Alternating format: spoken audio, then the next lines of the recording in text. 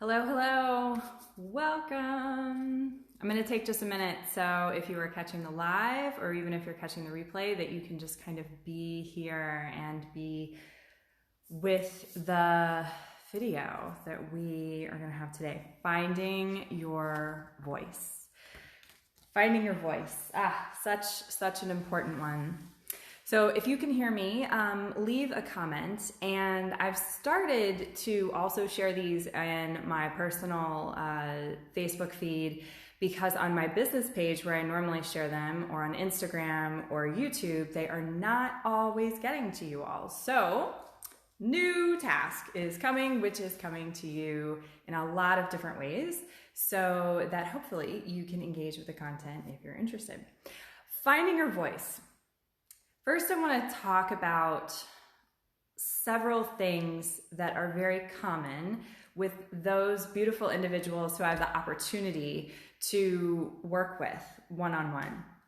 Inevitably, we are all, myself included, finding ourselves in precarious situations where we do not always feel that we can speak up, or if we speak up, that we're coming across as too bitchy. If you're a woman, you're too assertive, or that you are not being clear. There could be a lot of confusion, and you may be feeling that, or the person or people that you are engaging with may also be picking up on that.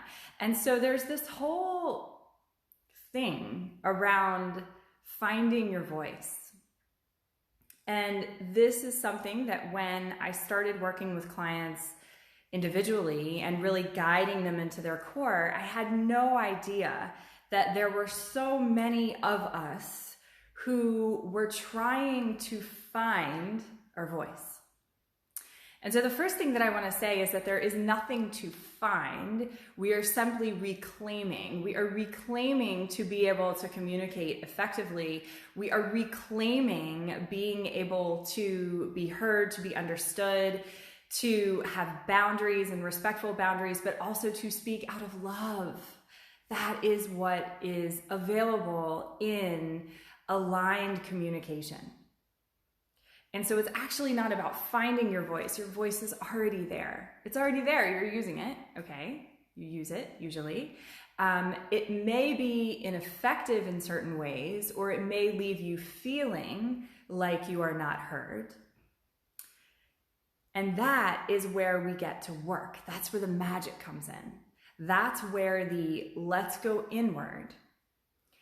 And the question that I want to ask you today, and leave in the comments whether you're watching the live or you're watching the replay. If you're watching replay, say replay. That way that I know that you've been engaging with this and that you're leaving comments, and I can get back to you so that we can interact together.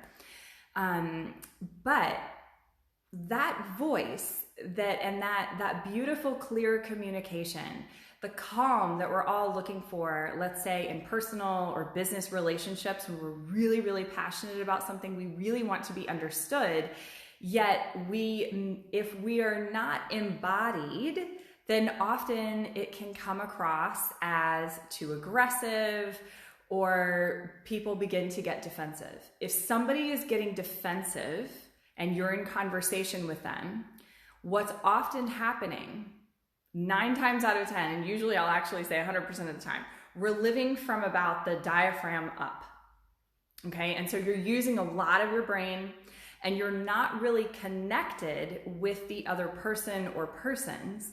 At that time, what's happening is you're more in your world. So there's separateness. There's what's called disconnection. And that disconnection, when we're attempting to communicate something professionally or personally that we're so invested in, is not going to result in the result that you're looking for. So if you're an advocate, if you are going into board meetings, if you are trying to make it work with your loved one, if you're trying to communicate with your children, we need effective, loving, connected communication where there is a connection to the person or parties that you are engaging with. That is how we're really heard. Now, how do we do that? And that is where the magic comes in. That is what I love helping to discover. And we do this through retreats. We do this through one-on-one private retreats right here in the Zen Den with me. And we do that one-on-one anywhere in the world over the phone. And what that looks like is getting into the lower half of your body. When we're in the lower half of the body, we become more connected. We become more connected with ourselves. And to be honest, that is the first step, is being very connected with ourselves. What are we feeling? What are we really needing to communicate in this moment? What is important to us? What are the needs that you have? Some people that I've worked with are familiar with what's called nonviolent communication, which is a beautiful, beautiful style of communicating for conflict resolution. The thing though is that nonviolent communication really can only work when you're going into the lower half of your body, when you're living from the pelvis, and then you're living from your entire core. Because when that's there, when we connect with this lower part of the body and we really experience and feel into how we are feeling in this moment, then we're radically clear on what it is that we really need to communicate. And a lot of times that's why I work one-on-one, because we have to decipher that. I don't know about you, but for myself, and I still feel this, I am not always aware of what it is that I'm really truly feeling or what I'm needing in that moment. And so it takes sometimes a mirror of a safe space for me, even though I'm providing this for other people, even for myself. I will find that I need somebody to mirror me to be able to help draw out what it is that I'm really feeling and needing. So as opposed of entering into a delicate conversation or conflict resolution attempt and, be maybe more surface or more concerned with the outcome, as I drop down into the body and I learn and teach to be able to get down into the core, what happens is we start getting in touch with what you really need. So for example, let's say that I discover that I value when I'm looked at in the eyes when I'm talking to my husband in the evening, let's say, okay? Well, if I go into the conversation and I'm not really in tune with that value, maybe I might go into the conversation and I might say to myself or to him, maybe I'll say, I really need this from you right now, or it's really bothering me that you're doing this. You're looking away. But that isn't, what that is a slight defense. There's a disconnect between myself and the other party, in this example, my husband. And so when I get clear, when I get radically clear with what it is that I love and value and what makes me feel loved and valued, then the conversation may go something like this. I can tell that you're very busy right now. And there's something that's important that I would love for us to pause and take a moment to share together. When would you be available to talk face to face? And because there's something really exciting I have to share with you. So that's a long drawn out example. And sometimes we can get much faster with this. But that's the premise of it, is that when we're in tune with our needs, and that starts by going into the core and the pelvis first, I believe, this is what I teach, then we filter it up through the heart. I call it swirling it through the heart. So we're swirling it through love, connection. If you want a result or you want conflict resolution for your business, for your career, for a meeting that you're going into, for a parent, for a family member, for your spouse, for your partner, for your kids, we need connection. We need to know what the other person may be feeling, and that is not you thinking you know what they're feeling. There's a lot of that going on out there, right? We're all aware of it, and not to judge it, but so often what's happening is, I don't want to say this because this person is probably feeling tired or sad. Well, if you have not asked that person that, then you do not know what their truth is in that moment until you ask, until you connect. And so in a conversation, what is supposed to be happening beautifully is love and connection, is how are you feeling right now? How is this working for you? What are you needing? What are you valuing?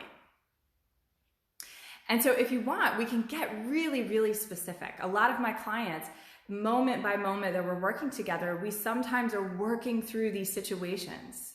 I had a client the other day who said, okay, I have a conversation coming up at work. I need to kind of get my head on straight so that I know how I'm going in there. And that is exactly what we did, okay? So when you're in conversation, we're trying to filter. We start from the core. You want to know where your feet are. You want to know where your body is. You want to know what it is that you value, what the goal is. What is the information that you need potentially from the other person that you can ask? You filter, so then you bring your attention then to the heart, and then you allow yourself to speak, because that's how we quote unquote find our voice, is we go within. We go within to the deeper parts of our body to know what it is that we're feeling and what it is that we need and value. And so from there, the beautiful thing that happens is that suddenly you will feel and you will be more heard. You will be calm. And so there will be more opportunity to bend and flow with a conversation, so that it doesn't, so you don't feel yourself the typical like, oh gosh, I'm being backed in a corner. Now I'm getting defensive. Now this person's getting defensive. And now we're just both da-da-da-da-da. There's no connection in those moments. We're looking for connection. That is how we work together, is we listen to the other person. We listen to ourselves, and we do that roughly as we're practicing this together in either retreat or in one-on-one sessions. What we're doing is we're guiding you to be able to be in your body, be here, so that you conserve your energy. So we're not just trying to fix, or prove. Okay, so that's like living externally. We're coming back home to the body so that you're roughly 50% in your body, and then you're 50% with the other person, so that you can be connected and out of love. You can be connected to yourself and to the other person. So thank you so much for listening today. Thank you so much for watching. If you've watched the live, how does this land with you? What are the questions that you have? What do you feel like this may improve if you were to engage with this in your life? I have a few slots open for private clients. If you would like to hop on a clarity call to try a 1-hour session for a reduced rate, I have that available to you. If you go to drsarahsmith.com, right at the top, you'll see book an appointment, and it's called the Discover Your Joy session. So that's available to you. I have a beautiful group of women who are coming in here. So I actually have to go finish getting ready for the weekend, because it is the first full 4-person retreat, safely 6 feet apart and everything, that four great friends have decided to come be and retreat with me for the weekend on the 5-acre property that we have. So they're staying in an Airbnb that we found for them, and I'm so excited. This has been fantastic. I've also been doing some private retreats here. So those are just one-on-one 3-hour sessions where people can come from Richmond or the beach or DC or even the Eastern Shore of Virginia. I've had some wonderful friends come by. And so if that's something that you're interested in, I would also love to share those opportunities with you. I hope you have a beautiful rest of your day. Thank you so much for always being engaged with this content. There is a fly in here. Hello, fly. Have a beautiful one, and I will talk to you soon.